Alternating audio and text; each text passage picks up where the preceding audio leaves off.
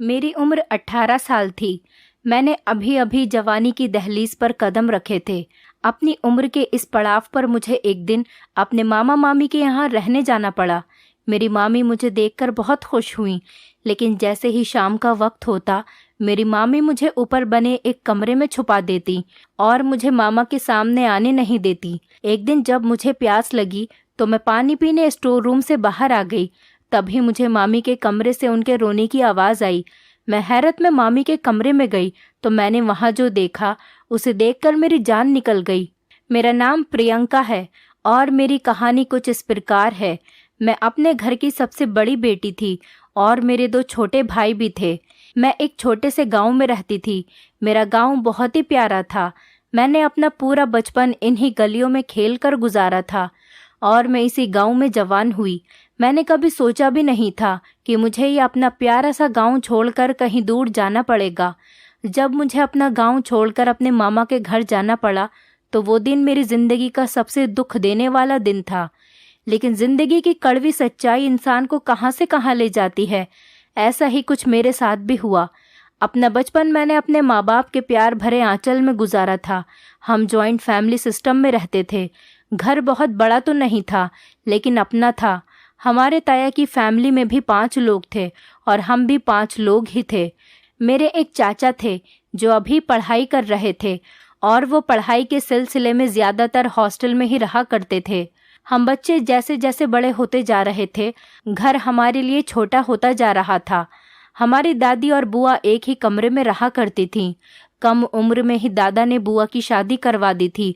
2 साल बाद किसी वजह से बुआ तलाक लेकर हमारे घर की दहलीज पर वापस आ गई थी। मुझे आज तक ये समझ में नहीं आया कि मेरी बुआ तो बहुत अच्छी थी। उन्होंने आज तक कभी किसी से ऊंची आवाज़ में बात तक नहीं की। फिर उन्हें कोई कैसे छोड़ सकता है। फिर बात इतनी कैसे बढ़ गई कि बुआ की तलाक हो गई।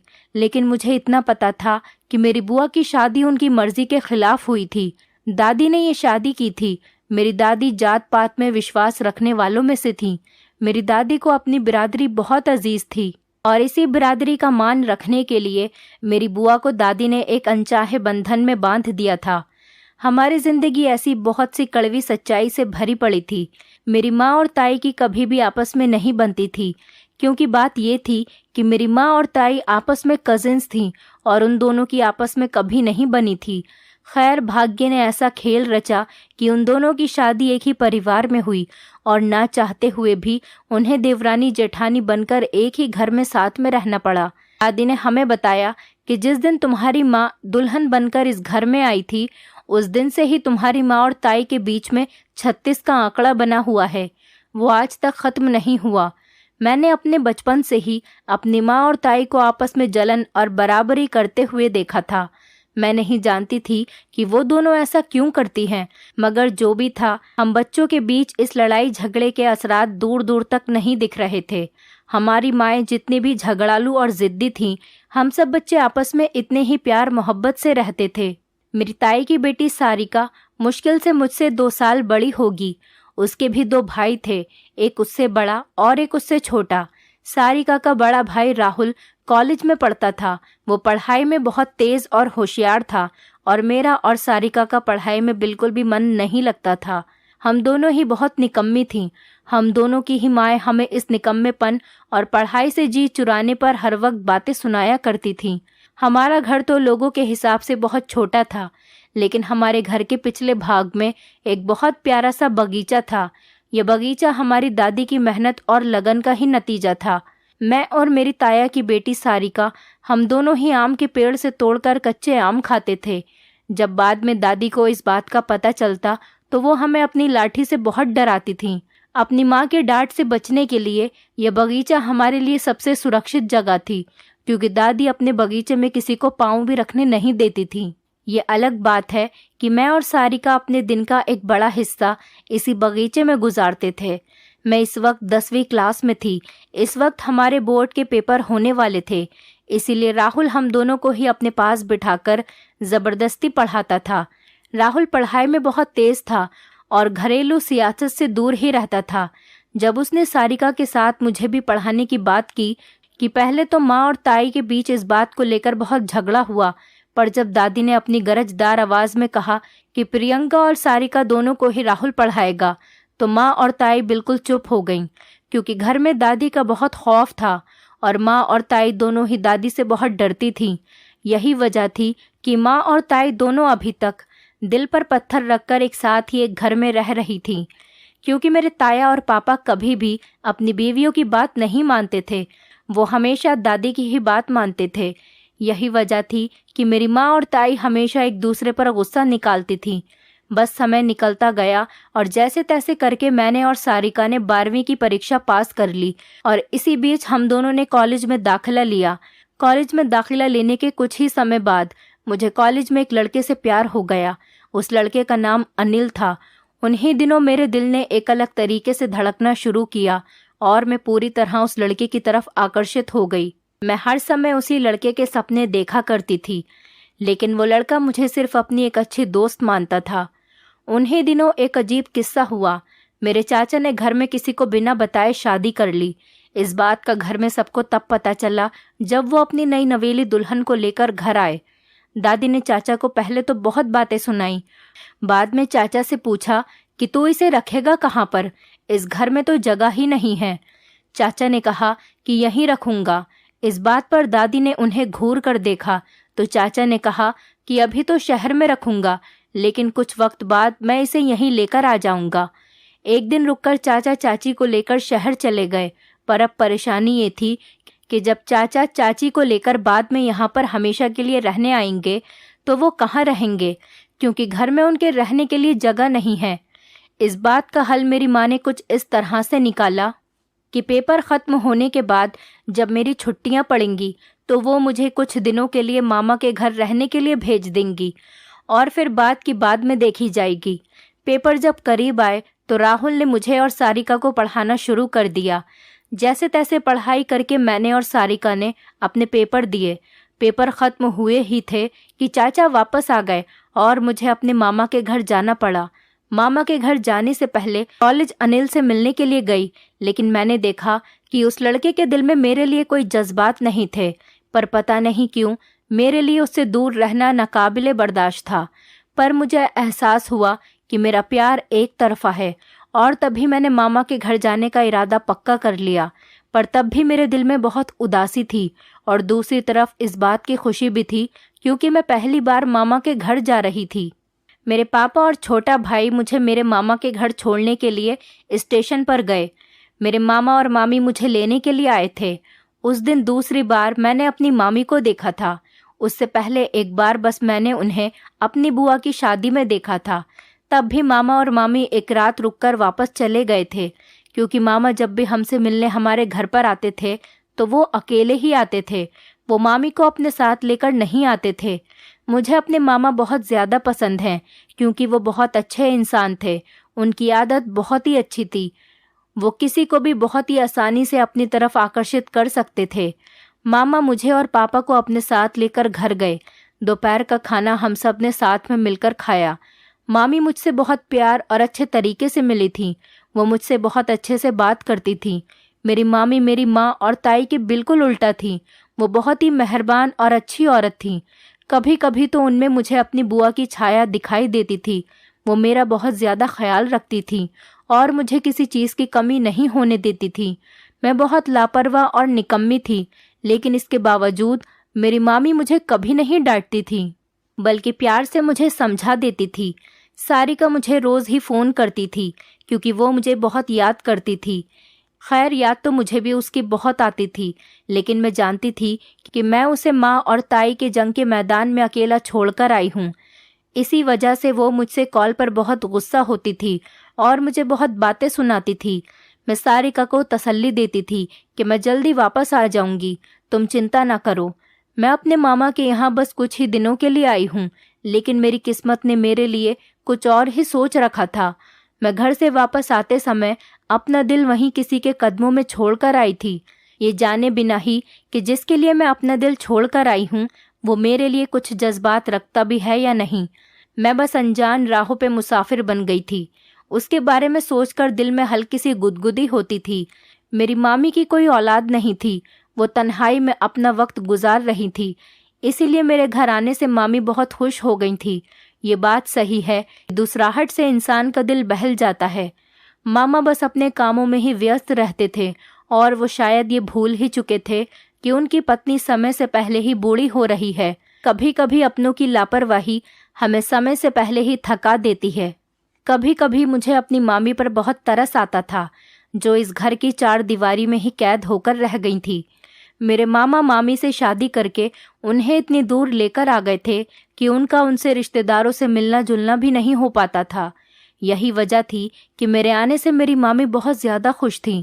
मेरे मामा के घर के बराबर में ही एक औरत रहती थी जो लड़कियों को सिलाई कढ़ाई सिखाने का काम करती थी। मैंने मामी से कहकर उस औरत के यहाँ सिलाई कढ़ाई सीखने जाना शुरू कर दिया था, मगर मुझे सिलाई सीखने के दौरान भी हर वक्त मामी का ही ख्याल रहता था कि मेरी गैर मौजूदगी में मामी घर में अकेली और तन्हा होंगी। मेरी दोस्ती वहाँ पर सिलाई सीखने वाली एक लड़की से हो गई जिसका नाम सोफिया था। सोफिया और मैं कुछ ही समय में बहुत अच्छे दोस्त बन गए। सोफिया बहुत ही चुलबुली और जिंदा दिल लड़की थी। उसे देखकर ऐसा नहीं लगता था कि कभी कोई दुख भी उसके पास से होकर गुजरा हो। वो हमेशा मुस्कुराने वाली लड़की थी। वहाँ पर मेरा समय बहुत सुकून से गुजरता था। मामा सुबह के गए शाम को वापस लौट कर आया करते थे। इसी बीच मेरी मामी से बहुत सारी बातें होती थीं। दिन तो बिल्कुल ठीक ही गुजरता था, लेकिन जैसे ही शाम का समय होने लगता तो एक बहुत ही अजीब बात होती थी। वो बात ये थी कि मामी मुझे जल्दी से खाना खिलाकर मामा के आने से पहले ही ऊपर बने एक रूम में छिपा देती थी। ये जो रवैया मामी मेरे साथ रोज करती थी, इसकी मुझे कोई वजह समझ में नहीं आ रही थी और हिचकिचाहट की वजह से मैं मामी से पूछ भी नहीं सकती थी। एक बार रात के समय प्यास से मजबूर होकर ऊपर वाले रूम से निकलकर मैं नीचे किचन की तरफ जा रही थी तो मुझे किसी की सिसकियों की आवाज़ आई। मैंने दरवाज़ा बजाना चाहा कि ये आवाज़ किधर से आ रही है। तभी मुझे अंदाज़ा हुआ कि ये आवाज़ तो मामी के कमरे से आ रही है। मैं जैसे ही मामी के कमरे के पास गई तो दरवाज़ा थोड़ा सा साइड से खुला हुआ था। मैंने हैरत और परेशानी से मामी के कमरे के अंदर का जो नज़ारा देखा तो मेरे तो पैरों के नीचे से ज़मीन ही निकल गई। मैंने कभी भी नहीं सोचा था कि मामी की ज़िंदगी इतनी तकलीफ़देह है। मेरी मामी भी समाज की उन 70% औरतों में से थी जो अपने पति से मार खाकर अपने आंसू छुपाकर लोगों के डर से शांत रहती हैं। मैंने थोड़ा सा और अंदर खिसक कर देखा तो अब अंदर का नज़ारा साफ दिख रहा था। मामी बेचारी ज़मीन पर पड़ी सिसक रही थी और मामा बेदर्दी से मामी को पीट रहे थे। अंदर का ये मंजर देखकर मेरे मुंह से चीख निकलने ही वाली थी कि मैंने अपना हाथ अपने मुंह पर रख लिया और अपनी चीख को रोका और तेज कदमों से भागती हुई ऊपर अपने कमरे में जाकर जमीन से लगकर बैठ गई। मेरी सांसें अभी भी बहुत तेज चल रही थी। मेरा दिमाग अभी कुछ देर पहले हुए वाक़ये को कबूल नहीं कर पा रहा था। मैं बिल्कुल ही बदहवास हो गई। मेरी आंखों से आंसू बहने लगे। मामा का ये रूप मेरे लिए बहुत ही ज्यादा तकलीफदेह था। बाहर से बहुत ही नरम दिल दिखने वाले मामा का असल रूप ये होगा, मैंने कभी सपने में भी नहीं सोचा था। मैं पूरी रात वहीं जमीन से लगी आंसू बहाती रही। मामा मामी की शादी को 12 साल का समय गुजर चुका था। न जाने मामी कब से मामा की ये मारपीट बर्दाश्त कर रही थी। इस सब के बावजूद भी मामी ने आज तक किसी से कोई गिला शिकवा नहीं किया था। वो बहुत सब्र और शुक्र करने वाली औरत थी, मगर अब बात हद से ज्यादा आगे बढ़ गई थी। अब तो मामी की जवानी का सूरज भी ढल चुका था। मामा को अब तो मामी की बढ़ती उम्र का ख्याल रखना चाहिए था।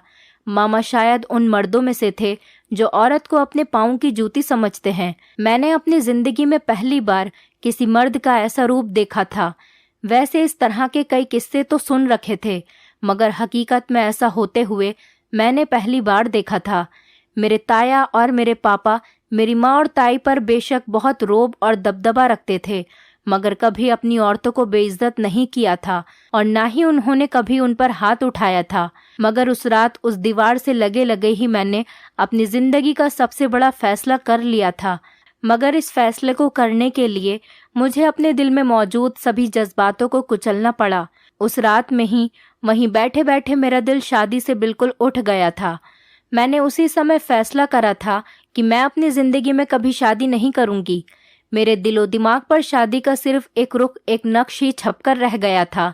मैंने रात तो जैसे तैसे रो धोकर गुजार ली थी, मगर सुबह होते ही सबसे पहले मामी की तलाश में किचन में गई।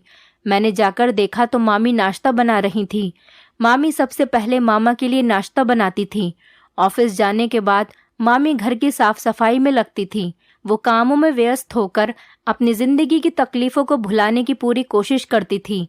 मैंने मामी के चेहरे पर देखा तो मुझे उनका दुख उनके चेहरे पर साफ साफ दिखाई दिया।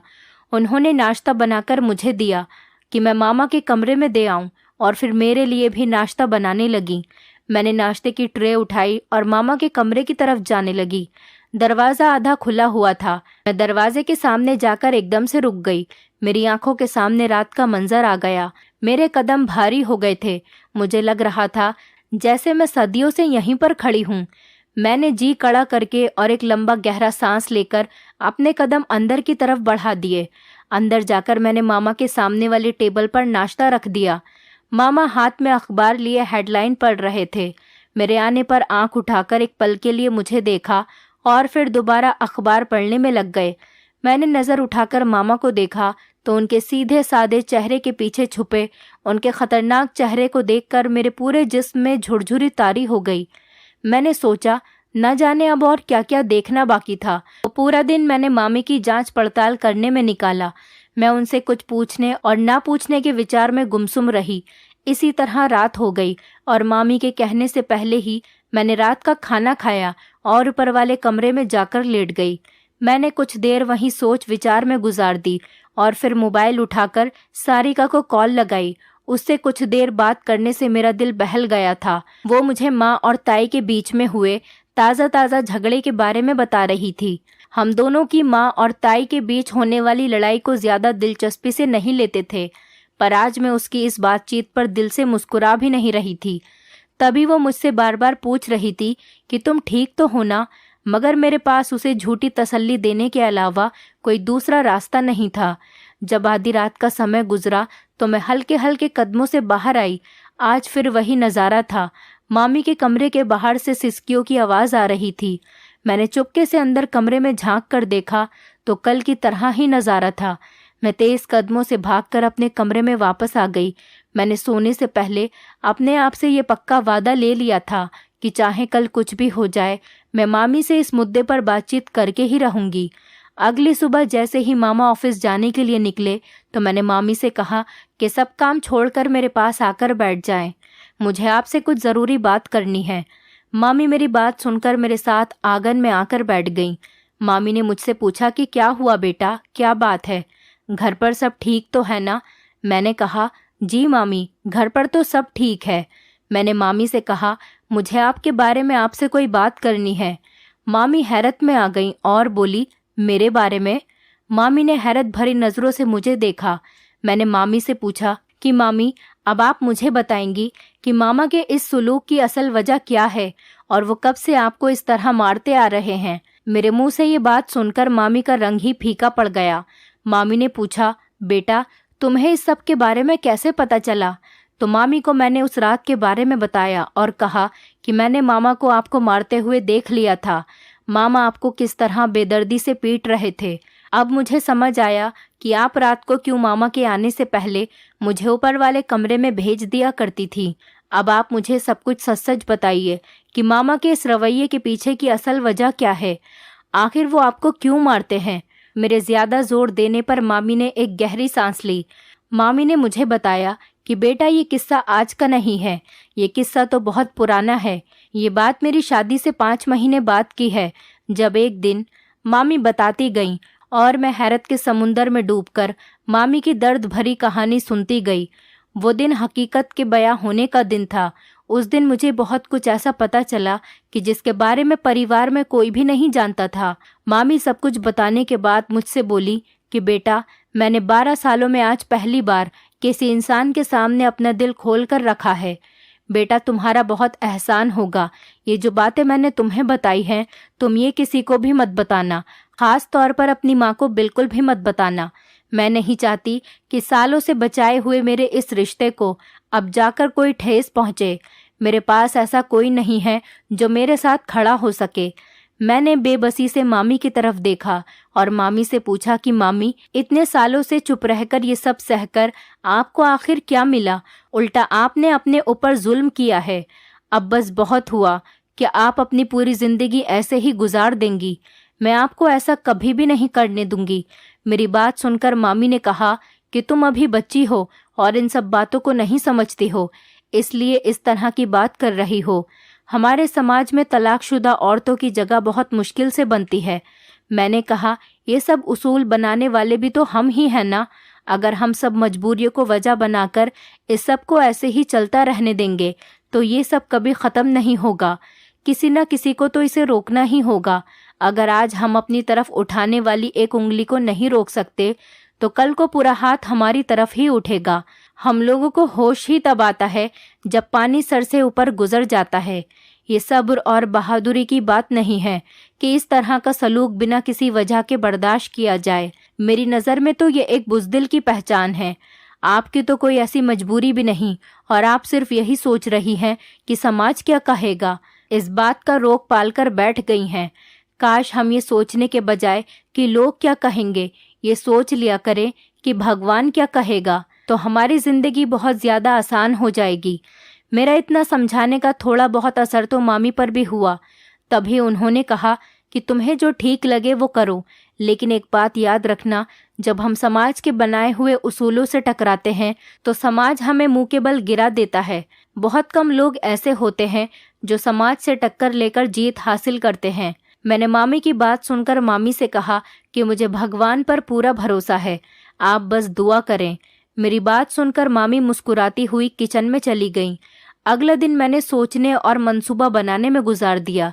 इस मंसूबे को पूरा करने के लिए मुझे सारिका की मदद की ज़रूरत थी। इसके बारे में मैंने उसे कॉल करके सब कुछ तफसील से समझा दिया था और अच्छे से सब कुछ समझा दिया था। मेरा अगला कदम बिना किसी मसले के मामी को यहाँ से लेकर जाना था। इसका मंसूबा भी मैंने बना लिया था। अगली सुबह मैंने मामा के ऑफिस जाने से पहले उनको मामी को अपने साथ अपने गांव लेकर जाने की इजाज़त मांगी। पहले तो मामा ने साफ साफ मना कर दिया, मगर थोड़ा जोर देने पर उन्होंने मेरी बात मान ली। मेरे लिए यही काफ़ी था। मैंने भागकर जल्दी से मामी को ये बात बताई तो मामी बहुत खुश हुई। अगले दिन हम दोनों अपने गांव के लिए निकल गए। मैं पूरे रास्ते सारिका से बात करती रही। मैंने उसे कह दिया था कि दादी और बुआ को इस सब के बारे में तफसील से बता दें। जब हम गांव पहुंचे तो दोपहर हो चुकी थी। हमें स्टेशन लेने के लिए राहुल आया था। घर आकर मैंने महसूस किया कि मैंने इस माहौल को कितना मिस किया है। खाने से फारिग होकर मैं और सारिका दादी और बुआ के साथ तफसील से बात करने लगे। मैंने सारी बातें दादी को बताईं तो दादी ने मुझसे कहा कि अब तुम फिक्र मत करो, मैं मौका देखकर तुम्हारी माँ से खुद बात करूंगी।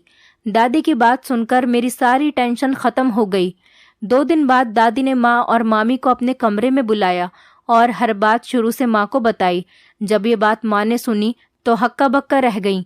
माँ तो कभी सोच भी नहीं सकती थी कि उनका छोटा इकलौता भाई इस तरह की हरकत भी कर सकता है। मेरी माँ को शुरू से ही हक बात करने का बहुत शौक था और अपने इसी शौक के कारण आज उन्हें हक बात करने का मौका मिल ही गया था। सब जानते थे कि सिर्फ माँ और ताई ऐसी थीं जो मामा से इस बारे में बात करके मामी की मदद कर सकती थीं। दादी और मामी की बात सुनकर माँ ने एक पल जाया किए बिना फौरन मामा को कॉल की और फौरन गांव पहुंचने का हुक्म दिया। मामा चाहे कितने ही सख्त क्यों न हों, लेकिन माँ के सामने मामा की एक नहीं चलती थी। माँ का हुक्म मिलते ही मामा तुरंत टिकट करवाकर हमारे गांव पहुँचे। जैसे ही मामा गांव पहुँचे तो माँ ने उन्हें सांस लेने का मौका तक नहीं दिया और उनकी क्लास लेनी शुरू कर दी। हॉल में सिर्फ ताई, माँ और मामा ही मौजूद थे और सब अपने अपने कमरे में दुबके हुए थे। मैं दादी के बगीचे में बैठी कच्चे आम खाती हुई मामी की बातों को याद कर रही थी। मामी ने उस दिन मेरे जोर देने पर ही अपनी जिंदगी की कड़वी सच्चाई से पर्दा हटाया था और मुझे बताया था कि मेरी शादी के शुरू के कुछ दिन ही खुशगवार गुजरे थे, जैसे नई शादी हुए लोगों के गुजरते हैं। मगर जब कुछ महीने गुजर जाने के बाद मैं पेट से ना हुई तो तुम्हारे मामा मुझे डॉक्टर के पास लेकर गए। डॉक्टर के टेस्ट करवाने से पता चला कि मेरे अंदर कोई कमी नहीं है, मैं बिल्कुल ठीक हूँ। तब डॉक्टर ने तुम्हारे मामा से कहा कि वो टेस्ट करवाएं। पहले तो वो नहीं माने, पर बहुत जोर देने पर बाद में मान गए और जब रिपोर्ट आई तो वो हमारे सोचने से बिल्कुल ही उल्टा थी।